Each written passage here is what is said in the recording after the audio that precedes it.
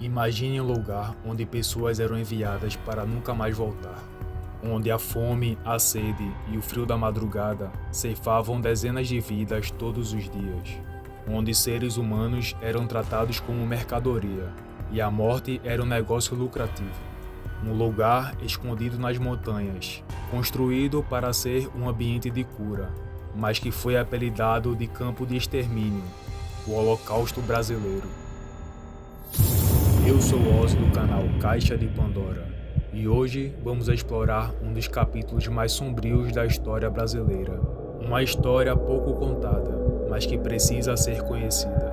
Vamos expor os horrores do Hospital Colônia de Barbacena, o pior lugar que já existiu no Brasil e talvez no mundo, onde durante 70 anos foi o destino de milhares de brasileiros, enviados para um local que já foi comparado a campos de extermínio nazista, o próprio inferno na Terra. Se você gosta de curiosidades, histórias sombrias e misteriosas, já deixa o like, se inscreve no canal e vamos juntos mais uma vez abrir a Caixa de Pandora. Em 1903, nas montanhas de Barbacena, Minas Gerais, começa a ser construído o que prometia ser um hospital moderno para tratamento de doentes mentais. O projeto era bonito no papel, um complexo com capacidade de atender até 200 pacientes, inspirado nos melhores hospitais da Europa. E durante anos ele realmente foi referência nesse tipo de tratamento. Mas a realidade da época era cruel. A saúde mental era um tabu, uma vergonha para as famílias. E o Hospital Colônia rapidamente se tornou a solução fácil para se livrar de parentes problemáticos. O que começou com uma utopia médica, em poucos anos já mostrava sua face sombria. Os primeiros relatos de maus-tratos surgiram já na década de 1920, mas foram abafados pelo poder local. A verdade sobre quem era enviado para o Hospital Colônia é chocante. Apenas 15% dos internados tinham de fato diagnóstico de doença mental. Os outros 85% eram pessoas com alcoolismo, mendigos e andarilhos, homossexuais, mulheres que engravidaram fora do casamento, mulheres acusadas de adultério, crianças indesejadas, pessoas epiléticas, opositores políticos, prostitutas, pessoas sem documentos, vítimas de violência sexual, viúvas, pessoas que de alguma forma incomodavam os poderosos e influentes da época, e até pessoas consideradas diferentes, como homens muito tímidos ou mulheres com personalidade forte. A maioria era de origem humilde, muitos eram negros. Eram pessoas consideradas indesejadas, pessoas fora do padrão estético da sociedade. Se nos dias de hoje nós presenciamos diariamente o preconceito, o racismo e a intolerância, há 100 anos atrás as pessoas simplesmente não se importavam em expor sua discriminação contra o diferente. E o Hospital Colônia era o depósito perfeito para enviar todos os excluídos. Eles vinham de diversas regiões do Brasil, chegavam a Barbacena em condições desumanas, em vagões de trem superlotados, uma viagem tão terrível que deu origem à expressão trem de doido. Era uma viagem só de ida para o inferno. Você deve imaginar que com tantas pessoas chegando a todo momento ao Hospital Colônia, a quantidade de internos era muito maior do que sua capacidade máxima. Você arriscaria um número? A quantidade era absurda. Um hospital construído para atender até 200 pacientes chegou a abrigar 5.000 internos ao mesmo tempo. Isso é 25 vezes mais pessoas do que deveria. Eles eram submetidos a diversos tipos de tratamentos médicos questionáveis, como eletrochoque sem anestesia, internação em celas geladas sem colchões, banhos de água gelada por horas, as chamadas duchas escocesas, e até lobotomia. Muitos não resistiam e acabavam falecendo. Mas o horror ia além dos tratamentos. Abusos sexuais eram frequentes. Torturas físicas e psicológicas que serviam como castigo por qualquer motivo ou sem motivo nenhum. Com essa superlotação, os cuidados básicos não existiam. Não havia água encanada nem comida suficiente. Muitos se banhavam e bebiam de um esgoto a céu aberto, dentro do próprio hospital.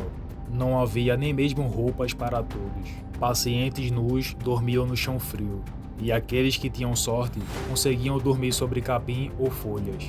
E quando essas folhas ficavam sujas de fezes e urina, elas eram simplesmente colocadas para secar ao sol, e no fim do dia já estavam prontas para serem usadas novamente. O clima montanhoso de Barbacena trazia noites extremamente frias. Para sobreviver, eles dormiam em círculos, tentando se aquecer. Mas era comum vários morrerem de hipotermia. Com certa frequência, crianças nasciam no hospital, seja fruto de relações forçadas que aconteciam rotineiramente ou de mulheres que já eram internadas grávidas. Depois de um certo tempo de nascidas, essas crianças eram separadas de suas mães, para nunca mais serem vistas. Para evitar essas separações, as mulheres se cobriam de fezes, tentando assim manter afastado os funcionários que tentavam levar seus filhos. Essa prática também era usada para afastar os agressores. Muitas dessas crianças que nasciam e cresciam no hospital jamais aprendiam a ler nem escrever. Muitas delas não aprendiam nem mesmo a falar. Os internos simplesmente não tinham nada para fazer. Sem diversão, sem atividades, sem visitas, sem prazeres, sem expectativas, sem nada que pudesse estimular o corpo ou a mente. O ócio era absoluto. Eles apenas existiam. Cada amanhecer era um pesadelo, e cada anoitecer a incerteza de se ainda estariam vivos amanhã. E essa morte talvez fosse um alívio. Uma forma de fugir dessa realidade. Com uma média de 16 mortes por dia, o Hospital Colônia desenvolveu um negócio macabro. Os corpos viraram mercadoria. 1.853 corpos foram vendidos para faculdades de medicina de todo o Brasil, incluindo a famosa Faculdade de Medicina da Universidade de Minas Gerais. Os restos mortais eram comprados por essas faculdades para serem usados nos laboratórios de anatomia. Mas a mortalidade era tão alta que, quando não havia compradores, os funcionários abriam valas comuns no cemitério vizinho ao hospital. Todos os dias eram feitos buracos, onde os corpos eram jogados como lixo, sem identificação, sem despedidas. E quando o cemitério já estava lotado, os corpos eram simplesmente dissolvidos em ácido, e tudo isso feito na frente de todos os pacientes. 60 mil pessoas morreram nos 70 anos de funcionamento do Hospital Colônia. Os registros eram mantidos de forma precária. Muitas mortes nem eram comunicadas às famílias. Em 1961, o fotógrafo Luiz Alfredo consegue acesso ao Hospital Colônia. E o que ele encontra é tão terrível que ele quase desiste do trabalho. Suas fotografias mostram homens nus acorrentados como animais, mulheres esqueléticas com olhares vazios, crianças que cresceram no hospital e que nunca viram nada além dos muros, pilhas de corpos aguardando o destino. Quando as fotos são publicadas, o Brasil para. Pela primeira vez, o público vê a realidade que acontece em Barbacena. A reportagem causa comoção nacional, mas quase nada muda. 10 anos depois, em 1971, o repórter Hipólito da Costa retorna ao hospital e descobre que a situação piorou. Sua reportagem choca o país novamente, mas o sistema resiste. A pressão pública finalmente força ações na década de 1980. O processo de desativação é lento e doloroso.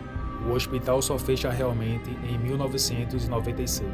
Atualmente, apenas 190 pacientes em situação mais grave ainda são tratados no Centro Hospitalar Psiquiátrico de Barbacena, mas agora em condições dignas, e os poucos sobreviventes foram transferidos para abrigos melhores. Lá também existe o Museu da Loucura, criado no próprio terreno, preservando a memória das vítimas e da história do hospital. O Hospital Colônia de Barbacena nos ensina uma lição dolorosa, que a humanidade pode ser perdida quando fechamos os olhos para o sofrimento alheio. A reforma psiquiátrica brasileira foi diretamente influenciada pelos horrores de Barbacena. As leis que protegem os direitos dos pacientes mentais hoje existem porque o Colônia mostrou até onde a sociedade pode ir quando abandona os vulneráveis. Paixão, tira nós todas desta prisão, estamos todas de azulão, lavando o pátio de pé no chão. Lá vem a boia do pessoal, arroz cru e feijão sem sal. E mais atrás vem um macarrão, parece cola de colar balão. E mais atrás vem a sobremesa, banana podre em cima da mesa. E mais atrás vem umas funcionárias, que são as putas mais ordinárias. Mas a pergunta que fica é: quantas outras histórias como essa ainda não foram contadas? Quantas pessoas ainda são tratadas como invisíveis em nosso país? E você conhecia essa história? Como um país inteiro conseguiu ignorar 60 mil mortes por 70 anos? O que permite que horrores como esse aconteçam? É o silêncio, a indiferença ou a capacidade de vermos certas pessoas como menos humanas do que nós? Me conta aqui nos comentários a sua opinião. E você aí que é da região de Barbacena, compartilha com a gente como essa história ainda repercute por aí. Ainda é uma história lembrada ou é um capítulo macabro que já caiu no esquecimento? Se você gostou desse vídeo, me dá aquela força. Deixa o like, se inscreve no canal e ativa o sininho para não perder as próximas histórias. Vamos juntos abrir a caixa de Pandora e a cada episódio desvendar os maiores mistérios do mundo. Até o próximo vídeo.